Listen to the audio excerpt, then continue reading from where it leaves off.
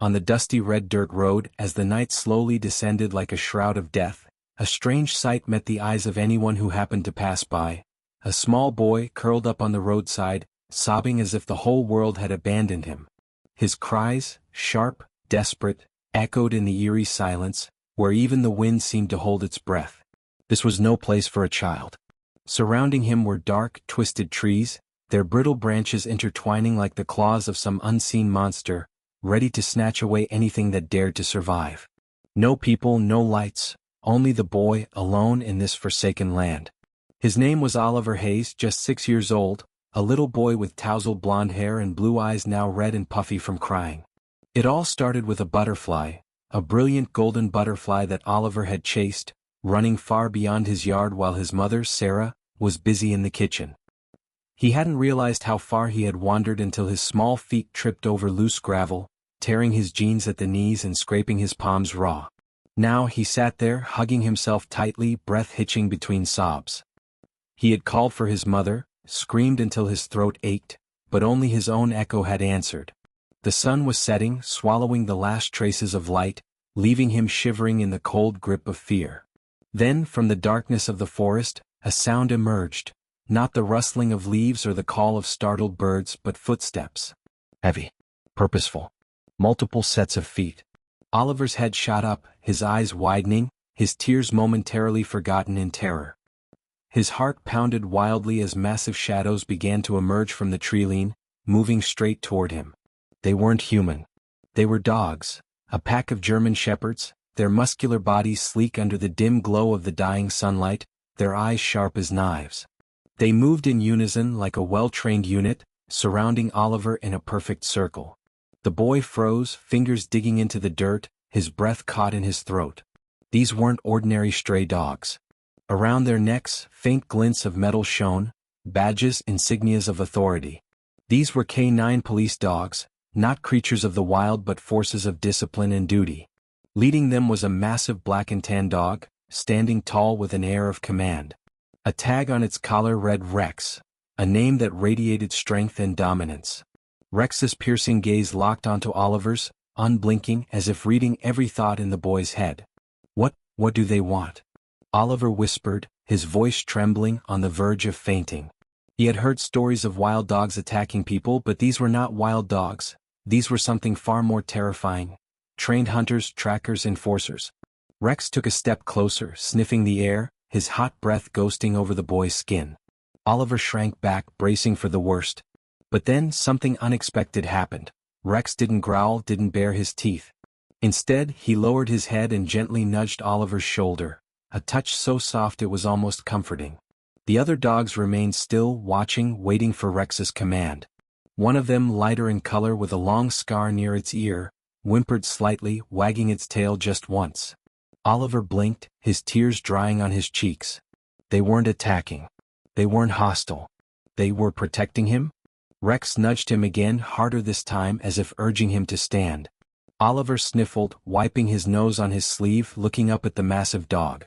Do you know where my mom is? He whispered, even though he knew they couldn't answer. But Rex seemed to understand. He turned toward the road, then looked back at Oliver, his eyes filled with certainty. Then suddenly he let out a short, sharp bark, one that echoed through the still night. From somewhere far away, a voice answered, "Oliver." His mother's voice, frantic but full of hope. The boy froze, his heart pounding in his chest. These K9 dogs weren't a threat. They were his saviors, appearing from the darkness like ghosts of fate, ready to lead him out of this nightmare. Sarah's desperate scream, "Oliver!" cut through the darkness like a lighthouse in a vast black sea. Faint, yet powerful enough to ignite hope in the little boy's chest.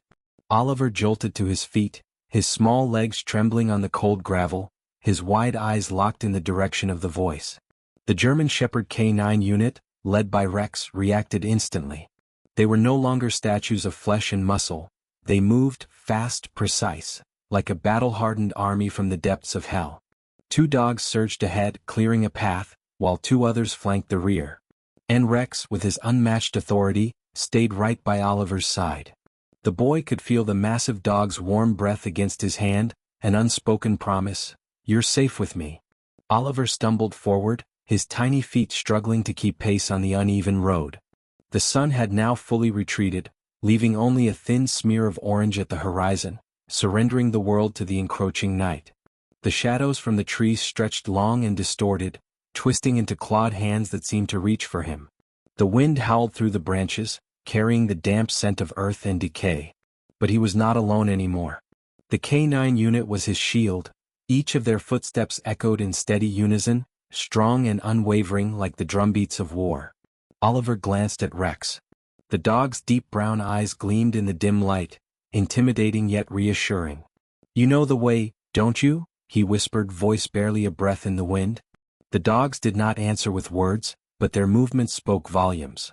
Their formation remained tight, ears pricked at every sound, the rustle of leaves, the distant screech of insects, the mournful hoot of an owl. Oliver tried to walk faster, even though his knees ached and his scraped palms burned. He wanted to go home. He wanted to throw himself into his mother's arms and escape this nightmare. Sarah's voice rang out again, closer this time. "Oliver, where are you?" Her voice, raw with panic, trembled through the trees as if she were tearing through the forest, desperate to find her son. But then, before hope could fully take root, another sound shattered the fragile moment. A growl. Oh, menacing. Not from the dogs. From the forest. Oliver froze, his whole body turning to ice. Rex tensed instantly. Beneath his sleek black and tan fur, muscles coiled like steel cables. His ears shot forward, scanning. The other dogs followed suit, hackles rising, their fur bristling into sharp ridges. Then a sharp crack. A branch snapping under something heavy. Oliver swallowed hard, his pulse hammering in his ears.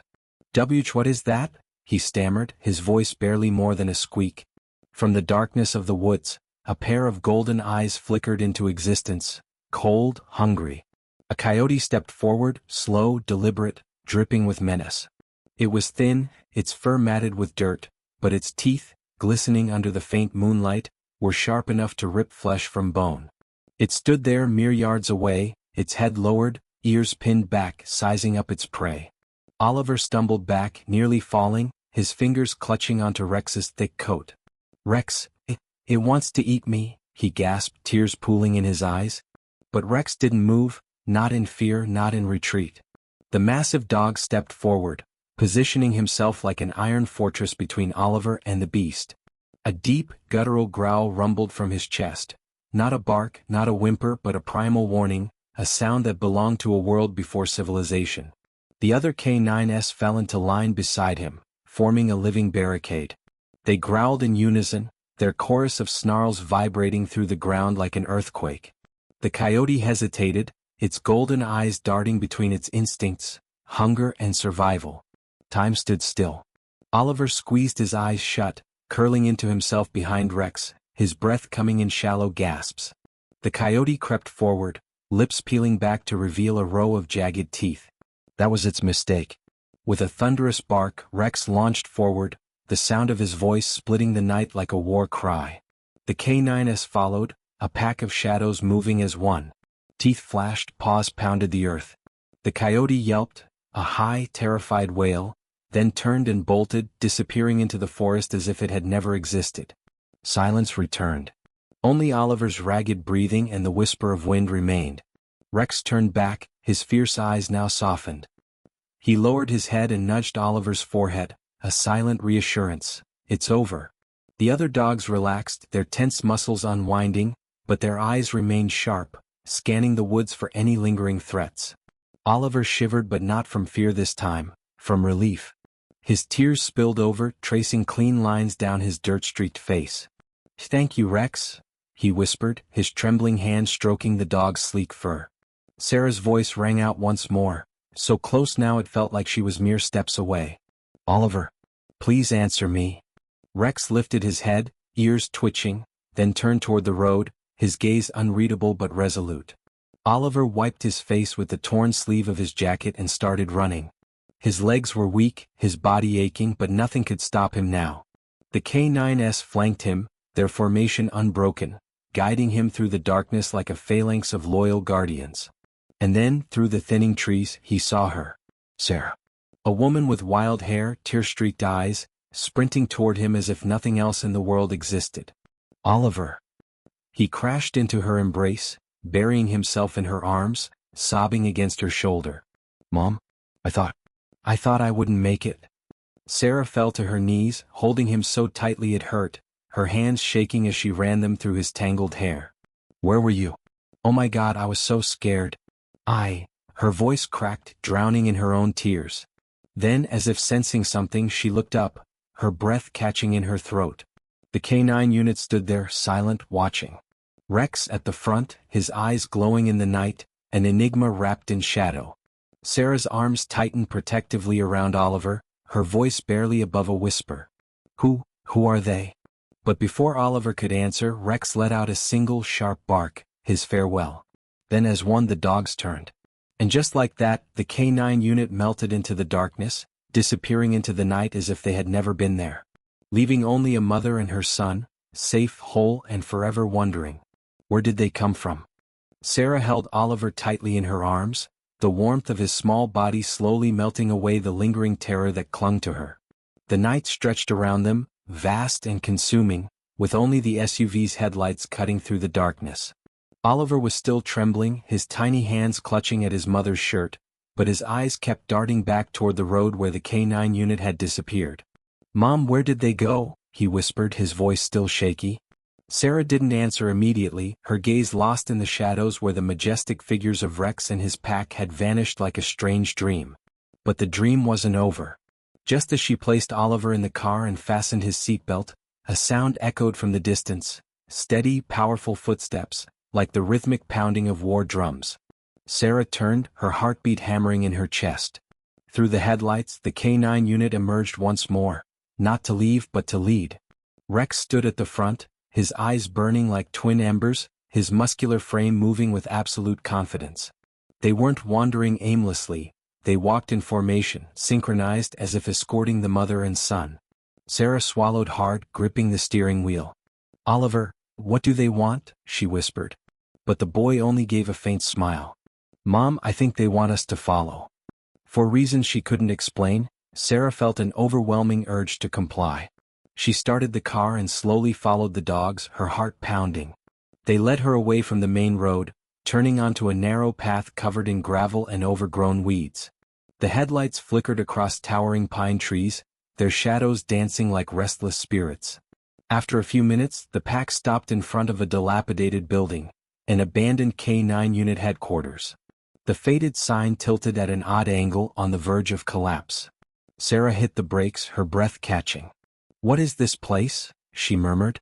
But Oliver had already unbuckled his seatbelt, his eyes shining with realization. Mom, they want us to go inside. Rex stood at the entrance, his gaze locked onto Sarah, unwavering. The other dogs flanked him, patient but resolute. Sarah took Oliver's hand and stepped out of the car, the night air sending a chill down her spine. The door creaked as she pushed it open, dust swirling in the dim light. Inside, time had been frozen. Desks covered in thick layers of dust, scattered papers, and rows of empty kennels lining the walls.